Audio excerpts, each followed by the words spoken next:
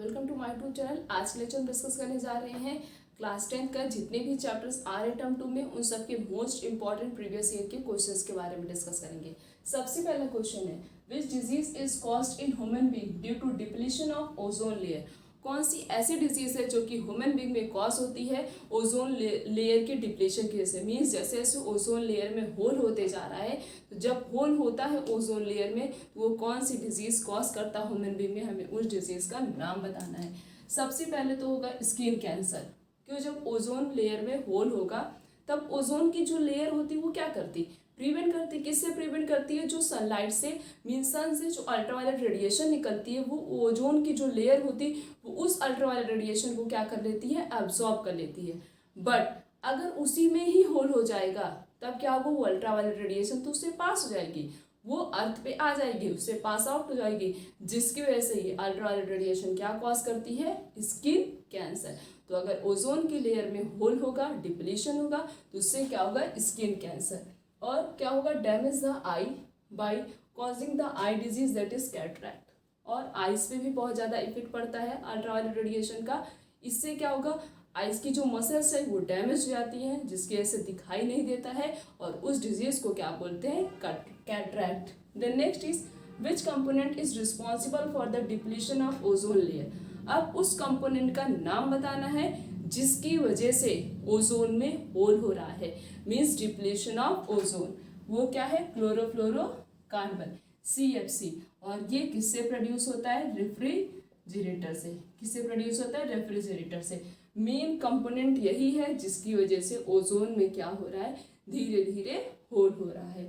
Next question is name any two abiotic component of environment.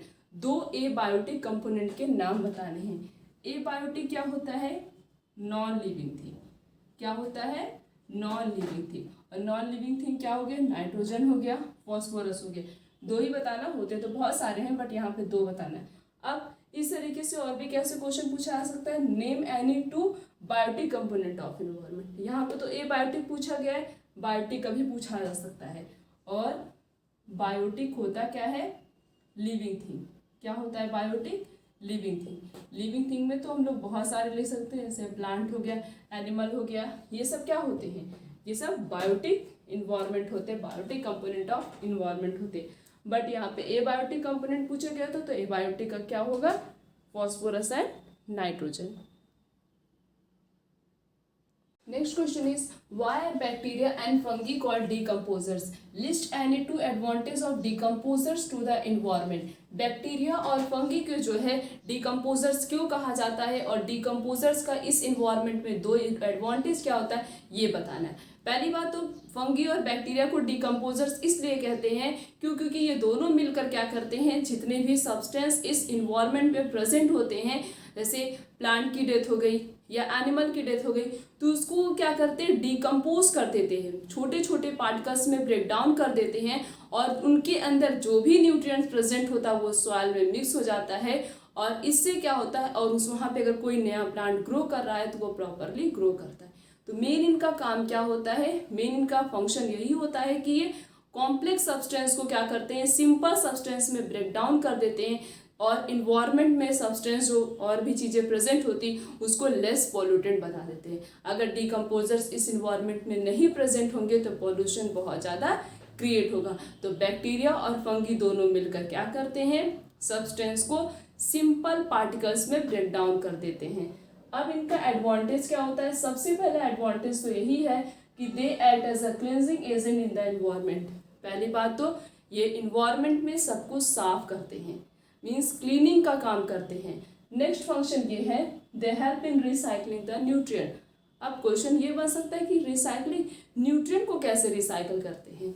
Nutrient को recycle ऐसे करते हैं जैसे किसी प्लांट या एनिमल की डेथ हो गई, तो ये डिकम्पोजर्स उस प्लांट और हुआ एनिमल कोई भी हुआ उसकी डेथ हुई उस पर आके फीड करेंगे। क्या करेंगे, उस पर आके फीड करते हैं, उसके अंदर उसको छोटे छोटे पार्टिकल में ब्रेक डाउन कर देंगे, तो उसके अंदर जो कुछ भी न्यूट्रिएंट प्रेजेंट होगा वो फिर से दोबारा रिवर्स हो गया, दोबारा से सॉइल में आ गया। वहाँ पे किसी प्लांट की ग्रोथ हुई तो वो क्या होगा, उस प्लांट में वो सारे न्यूट्रिएंट क्या होंगे, इंटर कर जाएंगे। तो तो क्या हुआ, रिसाइकलिंग ही तो हुआ। तो डिकम्पोजर्स क्या करते हैं, पहली बात तो क्लींजिंग एजेंट की तरह काम करते हैं, दूसरा सब्सटेंस को मीन्स न्यूट्रिएंट को रिसाइकल भी करते हैं। Next question is energy flow in a food chain is unidirectional. Energy का जो फ्लो होता है फूड चेन में वो यूनिडायरेक्शनल। यूनिडायरेक्शनल का मतलब होता है एक ही डायरेक्शन में फ्लो होता है, ये एक्सप्लेन करना है।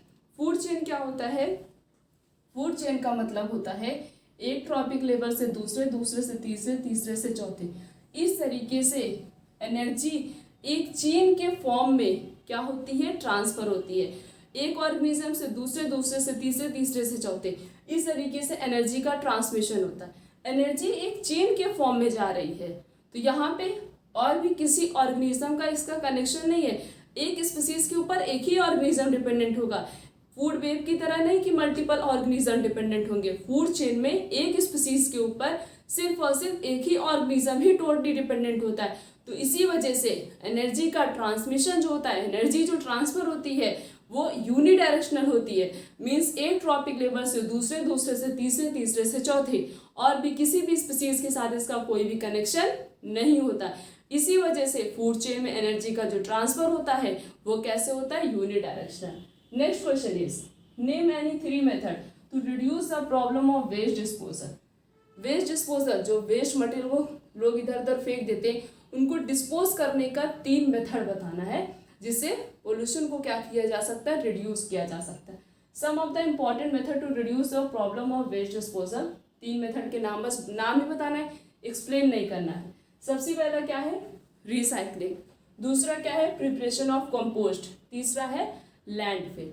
अब अगर एक्सप्लेन करने को बोला जाए तो एक्सप्लेन भी कर सकते हैं। रिसाइकलिंग का मतलब होता है कुछ सब्सटेंस ऐसे होते हैं, कुछ वेस्ट मटेरियल ऐसे होते हैं जिनको दोबारा से उसका मतलब कोई प्रोडक्ट बना के उसको दोबारा से रिसाइकल करके यूज कर सकते हैं, तो उसे कहते हैं रिसाइकलिंग।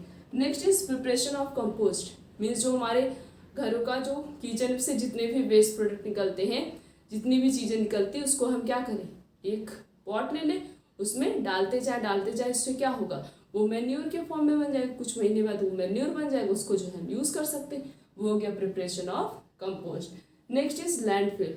कुछ सब्सटेंस ऐसे होते हैं जैसे इलेक्ट्रॉनिक वेस्ट जो निकलते हैं, वो क्या होते हैं, बहुत ज़्यादा हार्मफुल होते हैं इन्वायरमेंट के लिए, उसको इधर उधर फेंक देते हैं। उसमें से जो रेडिएशन निकलती है वो क्या होती है, बहुत ज़्यादा हार्मफुल होती है। तो उसको क्या करना चाहिए, लैंड में काफ़ी डीप में डाल देना चाहिए। इससे क्या होगा, वो पोल्यूटेंट नहीं होगा, मीन्स कोई भी पोल्यूशन नहीं कॉज करेगा हमारे इन्वायरमेंट पे।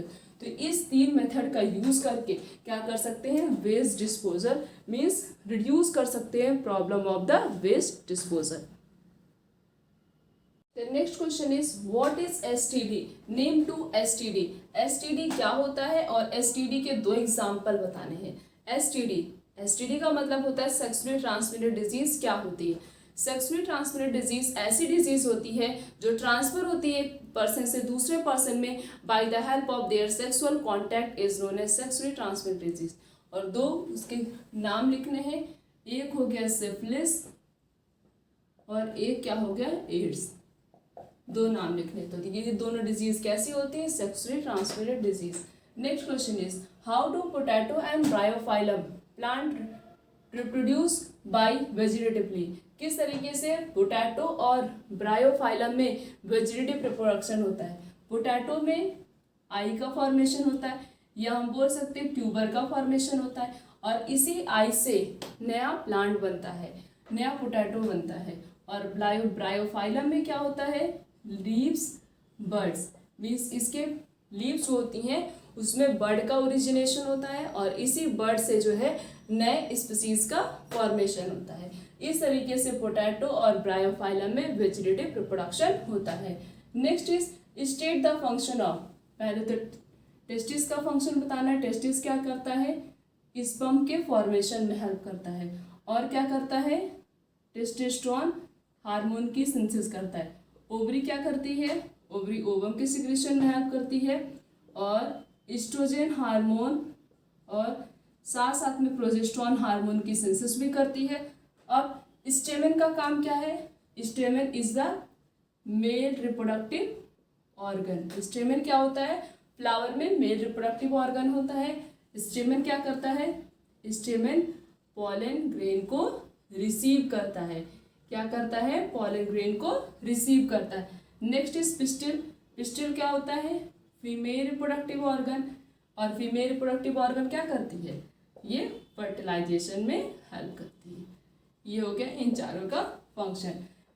Next question is what term did Mendel use for gene? Mendel ने जीन के लिए कौन से टर्म का यूज किया था? मेंडल ने जीन के लिए यूज किया था फैक्टर। किसका यूज किया था? फैक्टर। अब बताना है कि जीन प्रेजेंट कहाँ होता है? जीन जो होता है वो किस में प्रेजेंट होता है? डीएनए में प्रेजेंट होता है। जीन ही का तो ट्रांसमिशन होता है पेरेंट्स उनकी प्रोजेनी में, तो जीन किस में प्रेजेंट होता है? डीएनए में प्रेजेंट होता है। और मेंडल ने जीन की जगह पे क्या दिया था? जीन के लिए क्या यूज किया था? फैक्टर। उन्होंने बताया था कि मतलब कोई भी चीज़ ट्रांसफर होती है पेरेंट्स उनकी प्रोजेनी में, बट उसका नाम नहीं दिया था, नाम तो बाद में दिया गया था। तो मेंडल ने जीन के लिए किसका यूज़ किया था? फैक्टर का।